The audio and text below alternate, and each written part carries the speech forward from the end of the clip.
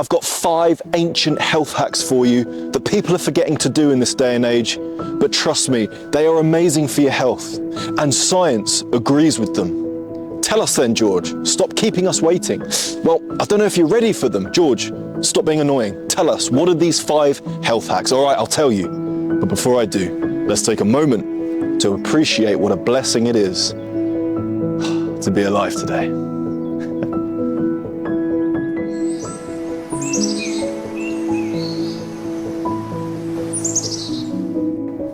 Here we are again, in the great outdoors, with the beautiful sounds all around. We've got the birds, we've got the sun setting for the night. Thank you, sun, for a beautiful day. The sun may or may not be on the list of these 5 health hacks. And we've got that beautiful fresh air, which always wakes me up better than any man-made stimulant. Let's get into these 5 health hacks. Let's talk about the first one. The first one is actually one of my favorites, and I know you've heard of it, and I know that there's a lot of people in your life who think that it's a load of woo-woo nonsense, but let me talk to you about grounding, aka walking barefoot.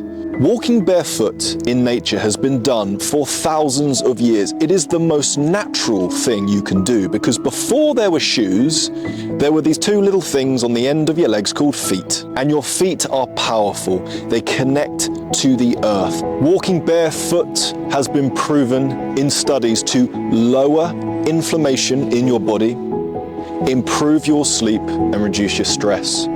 Can we start taking our shoes and socks off, please? Why is that so weird? I don't want to get my toes out, George. Well, you should start getting your toes out. You should get in the sun. You should walk barefoot. Native indigenous tribes have done this forever. Human beings have done this forever. You ever walked barefoot before?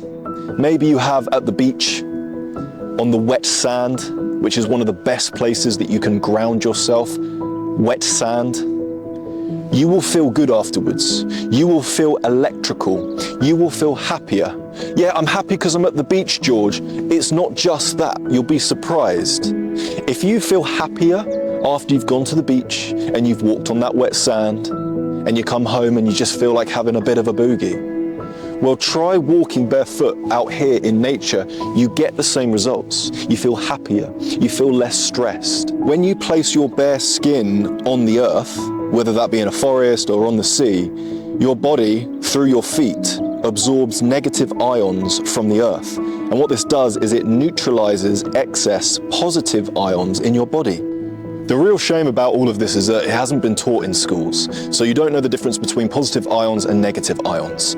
So negative ions are a real thing. They're found in nature. You can find them in forests, waterfalls. Basically anything outdoors in nature is going to contain something called negative ions. In the soil outside of your house, in your front garden or your back garden or in the local park, negative ions are going to be in the actual earth itself, okay? It's going to be in the air. They're all around us. Positive ions are found in things like electronics, computers, phones, and what they do is they cause a lot of stress in the body, especially when you have too many. You're going to feel fatigued. It's been proven to cause inflammation throughout the body, and a lot of us don't have that healthy balance. So we take on too many positive ions, which are bad in excess, and we don't get enough of the negative ions, which are good for us, found in nature. So when you walk barefoot, you're absorbing negative ions, which help balance out excess positive ions, and that's what reduces inflammation. There's a great documentary out there called Grounding, and there's lots of books on grounding. Look into grounding. This isn't some woo-woo, wacky, spiritual shit. This is the reality of the earth. Have you ever been on a computer for a long time and you just get a headache? You feel fatigued, you feel tired, you feel stressed, you don't feel like eating, it suppresses your appetite. And then you come out into nature and you feel good, you get some fresh air, you feel good. Well, try walking barefoot. I promise you, after a long day at the office, if that's where you work, come out into nature, walk barefoot on the earth, and you're going to feel amazing. It's an ancient health hack that we've ignored. What's the next ancient health hack? I'm intrigued, George. This is a good video. Oh, thanks. I appreciate the compliment. Let's talk about sunlight. All right, sunlight is big on my list. Sorry, it's just got to that point where you can look at the sun and it doesn't hurt your eyes. And when that happens, I like to do it because it's a rare occasion. There's a lot of clouds in front of the sun normally during a sunset. And so we don't get to stare into it very often, but I'm taking full advantage of that now. I'm feeling charged all of a sudden. Let's talk about sunlight, the benefits of sunlight. Sunlight is a medicine. Say that again, George, I liked it. Sunlight is a medicine. Ancient Egyptians literally worshipped the sun, and they worshipped the sun for a reason. It regulates your circadian rhythm. Your circadian rhythm is regulated by the sun. When the sun comes up, you wake up. When the sun goes down, you go down. Ask any animal in nature about this, and they will tell you that this is the case. It's going to boost your vitamin D and increases your serotonin. What's serotonin, George? You're throwing all these sciencey words at me. What are they? Explain yourself. Justify your beliefs. Serotonin is the happy hormone. Okay, the happy chemical, the feel-good hormone that is released when you spend time in the sun. Everyone's happier in the sun. If you live in England, like I do, we get a decent amount of sun exposure, but the minute you go to another country that has more sun, people are generally happier. I was recently in Spain, and there were workers who were building stuff. So essentially carpenters and builders, etc. And they were singing whilst they were building. I don't see that very often in this country. I don't see that in places that are cold and miserable, right? When the sun is out, when the sun is on your skin, you feel happier. That's why everybody loves summer. It makes you happier. It's so good for you. Vitamin D is what's lacking in a lot of people's lives as well. D3 to be exact. D2 you get from food, such as mushrooms, beautiful mushrooms. They grow all over the place. They grow all over these hills. But D3 comes from the sun. And without it, you're going to feel very low. You're going to feel irritable. You're going to feel fatigued. You're going to feel tired. You're going to feel negative. Release those ions. Walk barefoot. Absorb those ions. Walk barefoot. But also get into the sun. What else are we going to talk about on this list, George? You're convincing me to walk barefoot in the sun. What are you going to get me to do next? Run around in the nude? No, I promise. That's not on the agenda for today, but I think you know what's coming. We've got to talk about them. We've got to talk about the cold water therapy. Oh, George, I knew this was going to be on the list. You really have to mention the ice baths. Everyone's doing ice baths. I'm sick of ice baths, George. They're everywhere. They're all over the internet. People getting in an ice bath, pretending that they're enjoying it when actually all they want to do is get out. Surely it's not good for you. All right, well, listen, cold water therapy is not a trend. Say it again, George, didn't hear you that time, no worries. Cold water therapy is not a trend, it's primal. I told you that science approves of what I'm talking about today. This isn't just my opinion. This isn't just some spiritual nonsense. This is the world that we live in. This is God's creation, and He's made it for you to enjoy. You are supposed to enjoy your existence. Excel spreadsheets weren't part of the creation plan, by the way. You're supposed to get out in nature. Now, the Romans used to immerse themselves in cold water, as did the samurais, as did the Vikings. Cold water immersions is not a new thing. Everyone thinks that Wim Hof made it up. He didn't. He's done something that people did for literally thousands of years. People would deliberately get into a cold water, a cold sea, a cold river, a cold pond with all their duck friends. Because what they didn't know then, that we know now because of science, is that it reduces inflammation in the body and it boosts your immune system. But another thing it does is it releases that happy hormone that we all love, serotonin. It makes you feel good. But what it does is it makes you feel good for a long time, and you don't get a crash. So if you drink a cup of coffee, you feel really good. You feel quite energized and ecstatic and happy and interested in things you wouldn't normally be interested in. You can concentrate better, you're sharper, but then you get what's known as the crash. So you feel good, and then, you suddenly feel, I need another one, or I'm suddenly really sleepy, or suddenly feel fatigued, or I'm a bit shaky and irritable. When you get into cold water, or you do the ice bath, or you do an ice shower, not an ice shower, a cold shower, what it does is it makes you feel good, and then you don't crash. You just keep feeling good throughout your day. Eventually it wears off, but you don't crash, okay? It's the same with fast food. You eat fast food and you release a lot of happy chemicals because your body's saying, yeah, we got the calories, we're gonna survive, we're gonna live. But then you crash because that food was actually trash. Say it again, George, I didn't hear you. My hearing's not good these days. Say it louder, George, okay? You eat trash and then you crash. Bear that in mind. So right now, we're in nature, we're barefoot. We've got the sun on our skin and we've just got into some cold water. How long should I get in the cold water for, George? Doesn't matter. A minute, 2 minutes, 10 minutes, whatever you fancy. But when you get out, you're gonna feel really good afterwards. Very good for your mental discipline as well. If you're not very disciplined, if you think that you're quite weak-minded, this is a great exercise to do to help you get stronger up here. We need to talk about breath work now. Another woo-woo, George. No, not another woo-woo, I promise. Breath work is legit.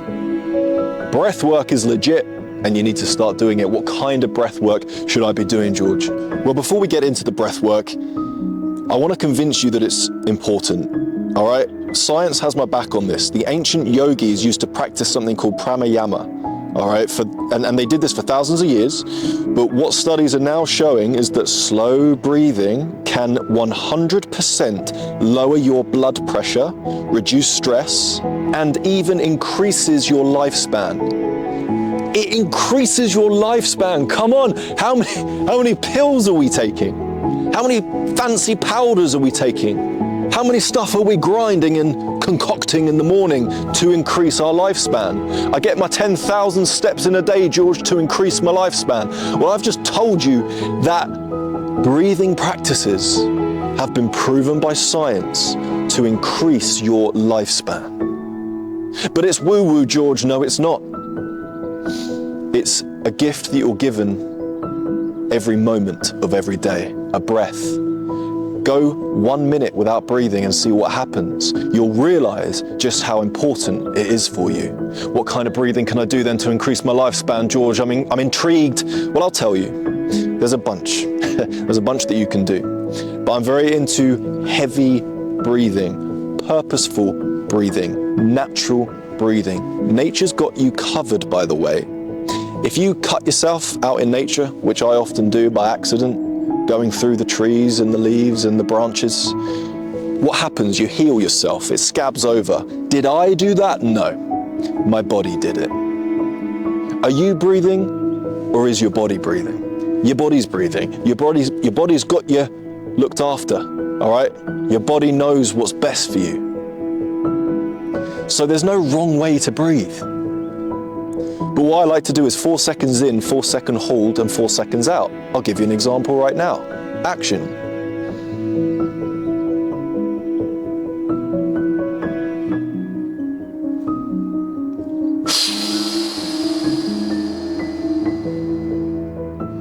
Just like that. And I might do that for 2 or 3 minutes whilst watching a sunset, barefoot on a hilltop, much like this one. Sometimes Rob the Robin joins in, but he often passes out because he's got tiny little lungs. And I say, don't bother, Rob. You do what you need to do. Just breathe normally. Stop trying to be a human. It's very complicated being a human, trust me. So just breathe deep. Shrug it off. Do the 4 seconds in, 4 second hold, 4 second out. Do it 10 times. Do it for 2 minutes. Do it for 5 minutes. You're going to feel good afterwards. It extends your life. It lowers your blood pressure. It reduces your stress. Let's talk about one more then, because I've given you 4 very simple, ancient methods that science approves. The last one, we've got to talk about nutrition, or lack of nutrition. Now, nutrition is obviously super important. And little disclaimer, when I mention the word fasting in just a moment, I do not mean not eating for a whole day or 2 days or 10 days, all right? What I'm talking about is intermittent fasting. Going a long period without eating throughout the night is very beneficial. And again, studies have proven this. This isn't just me telling you this. Studies have proven that if you eat, say, dinner at around 5:30, and then you don't eat until about 7:30, 8 a.m. the next day, this has tremendous benefits in the body, because when you do consume a big, heavy carb meal, which you should all be doing, carbs are the powerhouse of the body. Your body adores carbs, natural carbs, potatoes, rice, etc., oats. When you fast for, say, 14, maybe 16 hours each day, the actual results are magnificent. Your body enters something called autophagy. Now, this is a process where it removes the damaged cells in your body and regenerates new ones. It does this anyway, but the studies have shown that it does it better and quicker when you don't have loads of food in your system. There was a study done back in 2016 that's amazing, and no one talks about it for obvious reasons. But the study conducted showed that fasting for just 12 hours a day, which is really normal, by the way. Like, imagine you eat your dinner at 6 o'clock, you go to bed at like 8, and you don't eat till 12 hours later, 8 o'clock when you wake up the next day, right? Well, what it does is it enters you into the state of autophagy, and then what happens is it slows the aging process down. And what that does is it reduces your risk for things like Alzheimer's disease and cancers. This was proven in the study. Now, a lot of us live to quite a ripe old age this day, because I think a lot of us are doing this anyway, but some of us don't. Some of us eat way too late into the night. We eat at 9 p.m, 10 p.m. We have a midnight snack. We get up at 6 o'clock, we smash the coffee, we throw loads of croissants down our throat, and we run out the door, and then we eat something else, and then we go to a fast food shop and smash something else, and then we need a quick snack, and then we have lunch, and it's just food after food after food after food. You start putting on weight, your body can't flush out all those dead cells in your body and regenerate new ones. You start aging quicker, your organs start aging quicker, start packing up. You need space for your body to be empty. You need space for your body to rest. It's exactly the same as if you just kept running on a treadmill, loving life, running on a treadmill. You start getting a bit tired. Your body's saying, okay, can we just stop running on this treadmill? But you keep running on the treadmill. Eventually, bad things are going to happen. You need to rest. You need to relax. You need to sit down and just chill out. It's the same with your internal system. Eating is important. You gotta eat, especially the right foods, whole foods, vegan foods, but make sure you're giving yourself a good 12-hour window every day of leaving your digestive tract completely alone to do its thing. There was another big study done. You like your studies, George? Yes, I do. There was another big study done in 2018 in the Journal of Neuroscience, which is your brain, and it shows that fasting for just 12 hours, again, which is so normal, it improves your memory, it improves your focus, and it reduces your risks of developing diseases up here in the brain. So there's so many reasons to eat at an appropriate time and know when to stop. Know when to stop. I'm not saying don't have dessert. I'm not saying don't go to your favorite restaurant. I'm not saying don't order your favorite takeaway from time to time. What I'm saying is allow your body to rest. Allow your stomach to rest. Allow your digestive system to rest, because the body's amazing. It knows what to do. I'll give you a final example. You know when you're sick and the thought of food makes you feel ill? Like you got the flu or something, some sort of bug, some sort of virus, and you don't want to touch food? That's because your body knows. If you put that food into its system, it's going to slow down the healing process. The virus is going to thrive more because your body has to deal with the food. It's a priority, because if it doesn't and it just sits in your stomach, you're dead. It's got to process. So this is why it's a good idea to make sure it's not in your system every second of every day. So those are 5 ancient facts, health facts and health hacks that we need to implement in this modern day and time for you to live a happy, long and healthy existence. Thank you so much for watching. Please like the video if you learned something today. Leave a comment down below with a question, I'll answer it. Message me on Instagram, George_Horlock. Send me a DM and I'll answer your question. Have a beautiful day. God bless.